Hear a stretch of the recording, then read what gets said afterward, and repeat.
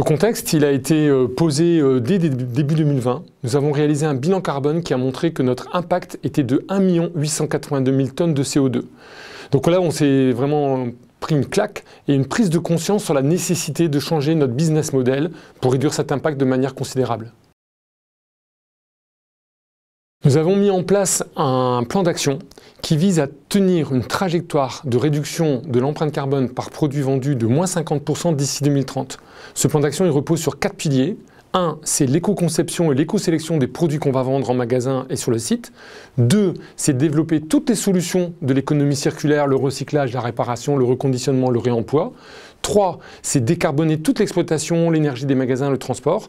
Et 4, c'est embarquer toutes nos parties prenantes, nos collaborateurs, nos clients, nos actionnaires et nos fournisseurs vers ce plan d'action pour réduire et tenir notre engagement.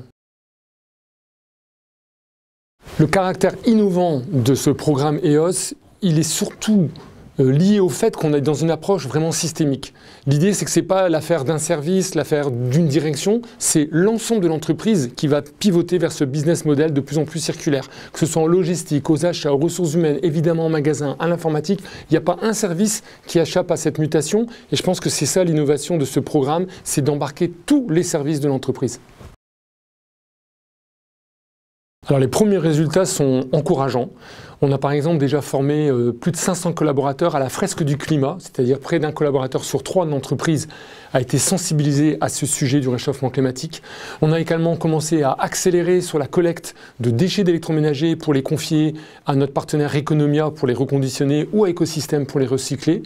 Et on a également commencé à réduire notre impact, notamment sur le scope 1 et 2, de moins 21% en émissions de CO2 sur 2022 par rapport à 2019.